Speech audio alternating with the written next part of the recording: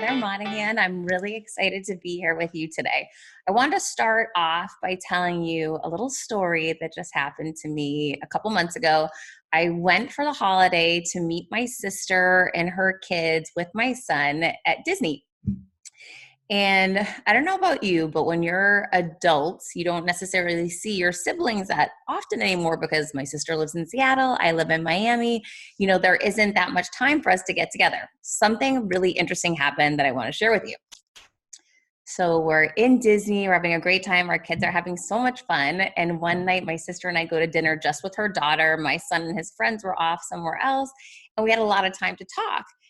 Growing up, I was called the social one. She was called the smart one. Do you have a sibling? Were you labeled something? Yeah, I'm sure you were, right? I don't know who told me that was the case or who told her, but it was known.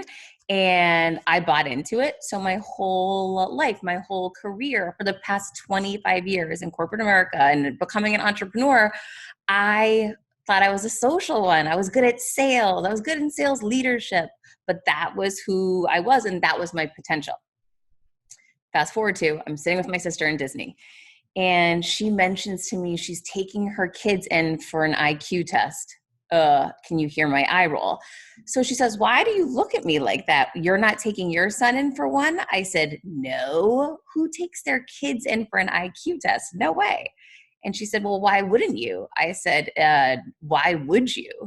And she said, well, I didn't need her to go there. She had skipped grades. She had perfect SAT scores. She has a doctorate. I knew why she was. And I said, I get it. I know why you're going to. And she said, well, yeah, because you remember when I was tested when we were kids, don't you? And I said, no, I don't. Shockingly, I don't recall. I'm sure she does. So she said, yeah, you and I went, mom brought us in and they were slow that day. So after they tested me, they tested you. You don't recall? And I said, no, but I'm sure you did much better than me. And she said, well, of course I did. She said, I tested off the charts. I was the highest test number on the IQ score that they've ever seen. I said, oh, golf clap. So excited for you. She said, well, that's not why I'm mentioning it. You don't remember they had time, so they gave you a free test. I said, oh, no, I don't remember. I don't really want to hear about it. She said, yeah, well, you scored off the charts too. You hit the highest level. You were still on the charts, unlike my sister. She said, but you hit the highest level, the genius level. Mic drop moment for me. And here's what I want you to know. And here's what I want you to do. I had spent an entire life, I'm 45 years old, going through life, allowing myself to be that social one, never thinking I was a smart one because I was being compared to, or I was comparing myself to someone who was so insanely smart. Little did I know I was actually smart too. I can look back countless times in my life and see different instances where I had opportunity to do things, but I would hold myself back because I thought those people are smarter than me. Those people are from Harvard. Those people in this meeting are going to look down on me. I'm not smart enough. All of this internal dialogue based upon bad information. So now that I know this, I feel like I could go to any meeting. I could go anywhere because why wouldn't I? I am smart enough.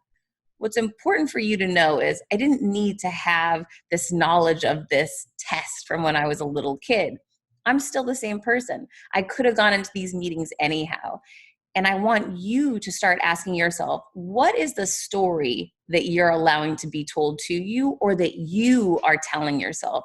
What label are you allowing to be placed on you and what label are you not allowing to take on because of your history, because of who you compared yourself to? Because it's just as potentially correct as it could be incorrect. Meaning, as much as I thought, yeah, I'm the social one, I can't be the smart one. Okay, that could have been possible. It was equally as possible that I could be the social one and could be a smart one, and so could you. So find out what that story is that you've been telling yourself and decide to challenge it and believe the flip.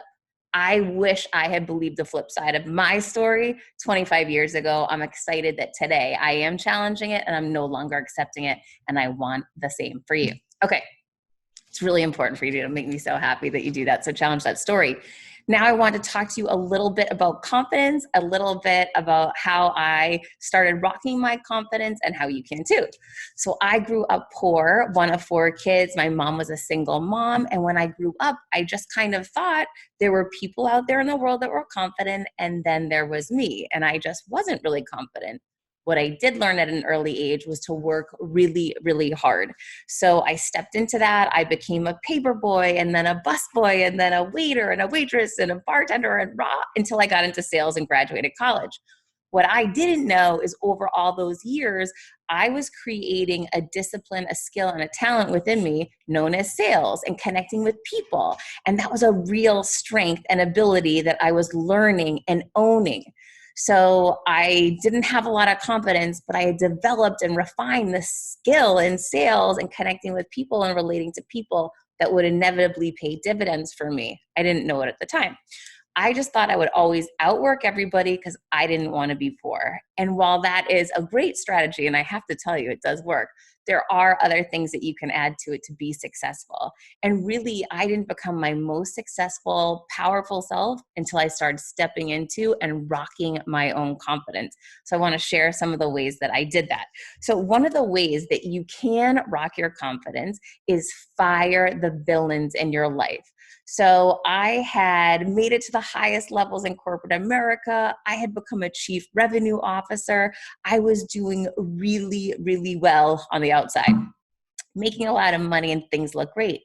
What I hadn't realized is I had let someone very negative into my space, into my world, who was constantly giving me disapproving looks, who was constantly trying to ignore me or put me down or hold me back any way she could. And I used to say, I'll turn a blind eye to that. I'm not going to focus on her negativity. But what I was allowing for was for her to chip away at my confidence over time. By turning a blind eye to her poor behavior, I was turning a blind eye to my intuition and my insights. And that is the wrong answer. So start tuning up and listening in when your intuition is talking to you, and don't turn a blind eye to it. That was a big mistake that I made. What I also learned is I tried to dim my light in hopes that maybe it would let her shine hers brighter, and then she would leave me alone and let me go back and on my way. Dimming your light will never increase somebody else's. In fact, it will dim others around you. So shine your light and shine it better and brighter. Because what you'll find is if shining your light is going to offend and upset the people that you're around the wrong people. It's not about you. That's about them. So I was in the wrong place and I didn't even realize it. I was so consumed with trying to get her to feel better about herself and shrink myself as to not upset her that I was really destroying my confidence worse than it had ever been. It didn't happen until the day that woman actually fired me that I realized I had just fired my villain from my life. And the minute you fire your villain, you set yourself up to take off because you create this space and opportunity for really good people to come in. I did a couple of very smart things at that point in time. One, I had fired my villain.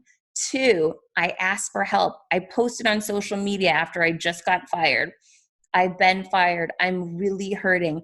And if there's any way that I've helped you over the past 14 years, that's how long I had been at the company, I'd love to hear from you today. And I heard from thousands of people, and people left me reviews and recommendations of my work on social media. And that's key because we live in a review and recommendation world, and you want that credibility and testimony to your work. So ask for reviews and recommendations. And I asked. And I also learned when people jump out at you and offer you, hey, I'd love to help, take them up on it and convert in the moment. People will get busy with their own things and move on. So you want to convert that opportunity at that time. Froggy from the Elvis Duran show, a huge radio show, said to me, hey, I'd love to help. I know your story. If there's anything I can do. And I said, yeah, get me on Elvis Duran. And he did. A few weeks later, I went on the Elvis Duran show. I had no idea what I was doing there. I was scared to death. But I have also learned fear is a green light that means go and go faster, not run away, run in. And the next time you feel fear, see it as a green light and get yourself moving. That will build confidence in you. I went out on the show. Things went fantastic. Halfway through the show, Elvis says to me, well, Heather, obviously you're writing a book. And I said, well, obviously, but I wasn't. And seeing how confident he was within me allowed me to transfer that confidence to me. So surrounding yourself with people that believe in you so much, that have so much confidence in you, will allow you to boost your confidence when you're feeling low. I got on the plane and I Googled, how do you write a book? I didn't know. So it said basically be disciplined and put the work in. And I know one thing, I'm a hard worker. I went home and I started writing and I created a book I felt really proud of. And right before I was going to publish it, I shared it with my inner circle, my immediate family.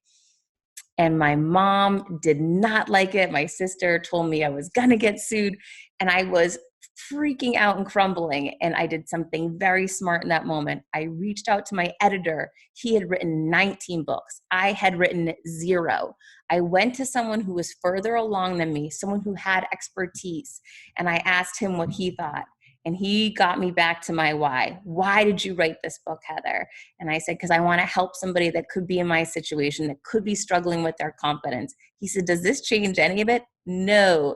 And he said, do you think that you're the first person that's had someone close to them tell them not to write a book because they're afraid? That's their fear. That's their self-limiting beliefs. But that doesn't mean that you can and you shouldn't move forward with your vision, your mission, and your idea and your book.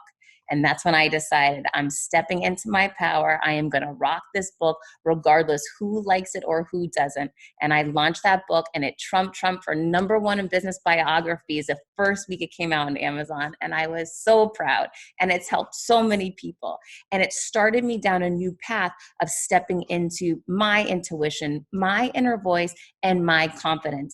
And the more I would step into that and step into the fear and see it as a green light and just keep going, the stronger and more confident I became. And the more I pulled people towards me that supported me and cheered me on, and the more you will too. That momentum will build and it will become second nature for you. Start listening to yourself, start shining your light. And for the days when you're not feeling it, leave yourself reminders.